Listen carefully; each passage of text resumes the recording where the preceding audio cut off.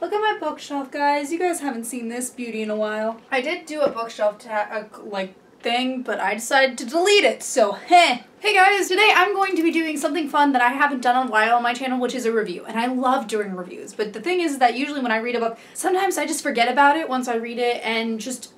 But today I decided to do a review because I've just decided to because I'm kind of trying to promote my read-along. But anyway, so the book I will be reviewing today is The Knife of Never Letting Go by Patrick Ness. Now, if you don't know what The Knife of Never Letting Go is about, or you never heard of it, you haven't been on my channel. The Knife of Never Letting Go is the first book in the Chaos Walking trilogy by Patrick Ness. So the first book is The Knife of Never Letting Go, the second book is The Ask and the Answer, and the third book is Monsters and Men. Now, I've already read this book. This isn't the first time I read it. This is actually the second time that I've read it, and you're probably wondering yourself, Julia, why are you making this a huge thing? Well, person, that question that probably never came up in your mind, I'm doing a summer read-along on the Chaos Walking trilogy. So every month in the 3 months of summer, like for most high school students, each month represents with a book of the trilogy. So the first one we had for June was The Knife of Never Letting Go, and then The Ask and the Answer follows, and The Monsters and Men is the last book in August. There will be a live stream. For each book, there will be 2 different guests talking about the book, and some of them might be fans of the book series, some of them might have read it for the first time. It's just going to be different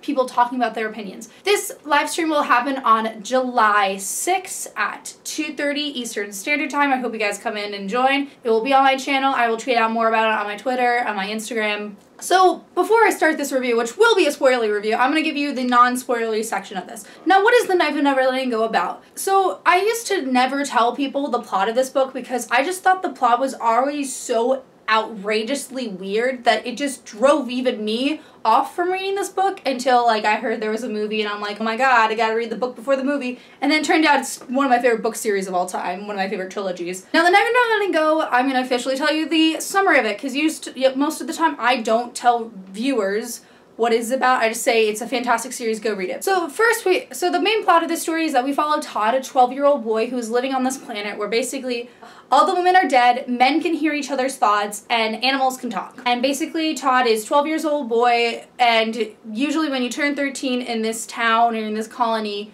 you are a man, presumed a man. So Todd is about a few months away from him becoming an official man, and he's on this walk with his dog named Mancy that just needs to take a shit, and all hell breaks loose after that. This book is personally my favorite kind of sci-fi dystopian. Most people don't think so. I actually tabbed it, wrote in it, so yeah. Personally, I really, really love this book. I think it talks about a lot of important details and topics in today's society, even though the book came out in 2008. 2009, close, 1 year off. And yeah, please read it. It's great. I love it. Please do. It's a big old fun time in a cry session away, so yeah. So that is it for the non-spoilery section of this review. Now, time for the spoilers, y'all. There's so many things that I forgot about this book that when I read it originally, there's just so many things that I was just like, right. First, start off this book with Todd and Mancy going on a walk, and what I want to comment on is the development of Todd and Mancy's relationship. I think is a very beautiful development because Todd really hates this dog in the beginning, and then he grows to really love Mancy, and then Mancy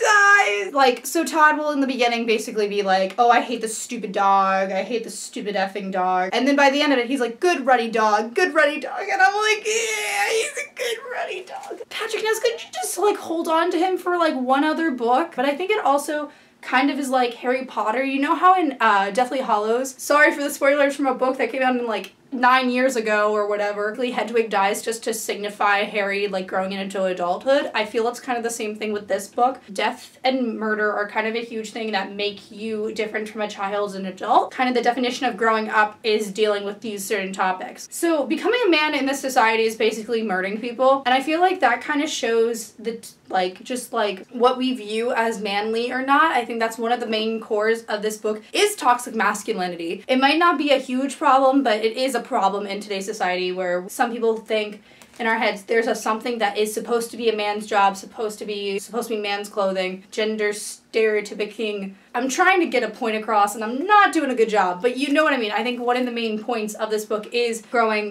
dealing with something like that and having expectations because of your gender. And we kind of get into that with also Viola, who's the only female that Todd sees for the first time. After Todd wakes up from having crazy hallucinations. And she's talking about how the men wouldn't listen to her, the women are in these camps where basically they're only used for birth. Handmaid's Tale much? But like we kind of go into that where she's expected to act this way on this camp and in this world, but she's not. She's Viola Eade. She will not do your shit for you. Viola Eade is one of those characters that, like, I loved her, like, when the first time reading it, but I love her even more in this book because she is the one that has the good ideas and the smart ideas. Because there's so many parts in this that are Todd makes stupid decisions, and Viola's like, hey, that's a stupid idea, don't do it. Like, she's the one who has a brain. Todd does not have a brain. And I think there's a reason why Todd doesn't have a brain, which is because he's taught in this society what to think and what to say. And he thinks that spackle are evil, which they're not, by the way. He's been taught this for so many years, and that's why he makes all these stupid decisions, because that's what the people told him to do. And it's kind of showing in today's world, whatever your generation does and you teach the other generation to do, they're gonna follow in your footsteps. But that's kind of like just the way that it goes in this story, and I think that that's kind of why Ben and Killian kind of talk about this, that if they did die and were killed, and if they did stand up to Mayor Prentice, they would be killed, and Todd would be raised by people like this. So Todd wouldn't be raised in the way that Ben and Killian would love it. Which, by the way, can we just talk about Ben and Killian? I would love to have more scenes of them because I think it's so cool that we get to see them, and it's great that Todd has two dads. I just love it when in books there's a gay couple that are parents. Like, that's what I loved about The Unexpected Everything. That's what I loved about Lola and Boy Next Door, and that's what I really love in this book, because I think it's really cool that we get to see them as the smart parents, because they are the smart parents in this world. And we have Ben come back, and it's so great that he comes back, because he's, like, so great. I love Ben, my fave. My main man. So when I first read this book, I thought Aaron was a deranged teenager. Was I like a stupid idiot or something when I was 14? Yeah, I was, but we're not gonna go into that. Nuts. Aaron is a complete psychopath. Like, I don't know how to explain his character to you. He basically beats up anyone. He basically beats up and wants to murder people, even though he talks about God and how God's message, and I'm like, nope, got it wrong, dude. But Viola kills him rather than and I love how Viola's like, it's not what it looks like, and she's like shaking and there's blood all over her, and she's like, I can't do this. Because it kind of shows to Todd that murdering people is not cool, because throughout the whole book, he murders Spackle, he doesn't like it, he hates it. Then when Aaron comes around, he's like, I'm gonna kill him, and she's like, it's not that fun. And it kind of shows us in this society where people will want to kill people, and it's not good. And I think it's kind of resembling of our own society. Because I think some people believe that dystopian YA books don't really understand and aren't really that deep, but then you get to like this book and sometimes The Hunger Games where they talk about certain things that are coming up in our society today. And I think there's also a thing about history in here. I watched this in a review while trying to make this review. Someone commented how this kind of shows history about how people went to other people's lands and took over their land and then killed those people, and I felt that was a brilliant example of what happened here, sadly. They screwed up their own planet, came to this planet where Spackle were being very peaceful and just like being who they are, and then these people took over their land and killed them. And it's terrible because that's what happened in history, and it's still happening today, and it's really, really awful that happens. But this is kind of bringing back that whole theme of don't take over other people's lands and don't be stupid, which most of the men in this book are. I love the one quote where it's like, what is it? It's a great quote where they're talking about men is walking chaos or something like that, and I was like, chaos? Walking? There's so many references to like the other books too. There's something about how Todd gets the ask and the answer or something like that, and I was like, that's the second book. And then there's something about monsters of men, and I'm like, that is the third one. Like, think about that. Reading it first time, you wouldn't have noticed it, but then when you go on to like the other books, you're like, there's a reason why the titles are like that. Divergent, Insurgent, and Allegiant. Like, Divergent I get because you're Divergent or whatever, but Insurgent and Allegiant, there's no consistency. Like, they're not even referenced in the book, so why are they even the book titles? Just because it rhymes with Divergent? Like, because when you first read the title of this, you're like, why is it called The Knife and Never Letting Go? Then you finally read it and you're like, Todd, we get it. You have a knife. You're never gonna let go of it. You don't have to be this much of talking about the knife. That's what I love about this book is also the writing style, because it's talking about how Todd talks. And the thing that he keeps on saying is my knife, not Ben's knife, my knife. And I'm like, that's like symbolism that he'll like never let it go. He was given to him to Ben and now it's his. Like, I think that's really good. So, like, a lot of people steer clear of this book because of the writing style, but I think that's what makes the book so unique in its way is the writing style. It's kind of like a Huckleberry Finn where he talks how he talks and it's slang and local color, but I think that's really cool in this book, and I think Patrick Ness does it brilliantly. I think he's British, so I like give him real props for that. The first thing you find out when your dog learns to talk is that dogs don't got nothing much to say about anything. I was in a play of Oklahoma and I kept that whole accent going. I know I deserve an Oscar.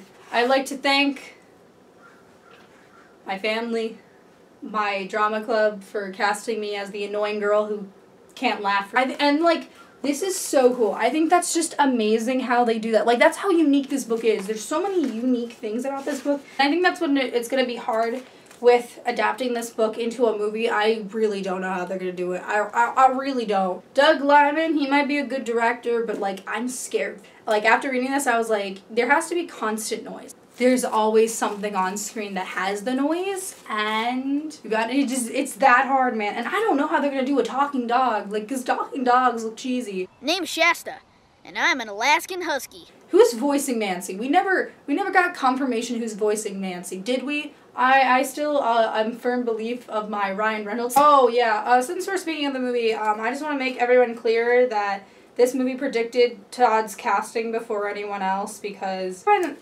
Todd is being pushed out of his own house and like Ben's like, you gotta go, and Todd goes, I don't want to go. And then I said, did this predict Tom Holland's casting? I don't want to go. I don't want to go, sir. Please. Please, I don't want to go. Oh, yes. Can we talk about, I forgot about to talk about this, but I love in this story, since we're about Viola and Todd's relationship, because what I love in this series is that Todd and Viola, they don't instantly like each other, but they do grow into a friendship that's kind of like, and it's not a romance yet, but there is some sort of strong bond between them, and I really, really love that. There's one part where it's a famous part of this book that a lot of people talk about, but when someone says they don't own Viola, something about how Todd says, like, she's her own girl or something like that. Yeah, okay. No, don't fall. If one of us falls, all of us fall. When the casting originally happened for the movie, I didn't really care about them aging up the characters, but I feel like what's so great about this book is that it's talking about how these kids are introduced to violence so young, and that it's scarring that Todd's like only 12 years old in this book, and there's so much violence in this world that Todd is introduced to, and I feel like that's kind of showing that manhood is introduced so young to these kids, and to have Todd be like an 18-year-old kind of is like, okay, dude, okay. You're just aging up the characters to help with your young adult thing or something like that. Like, we've had rated R movies with 12-year-olds. I think you can do rated R, but then again, I think the cast is really good, but we don't know until the movie actually comes out. I do want this movie to be rated R. I think it would be a fantastic rated R movie. If they don't go rated R, I'm going to be really pissed. Okay, that is it for my Knife and Never Letting Go review. I hope you liked this video. Please like, comment, subscribe, comment down below. Did you love this book? Did you hate this book? If you did hate this book, I will ban you from the comments. Just kidding. Or am I? Join us July 6th, 2:30 p.m. on this channel to have a discussion, live discussion. Adios, amigo.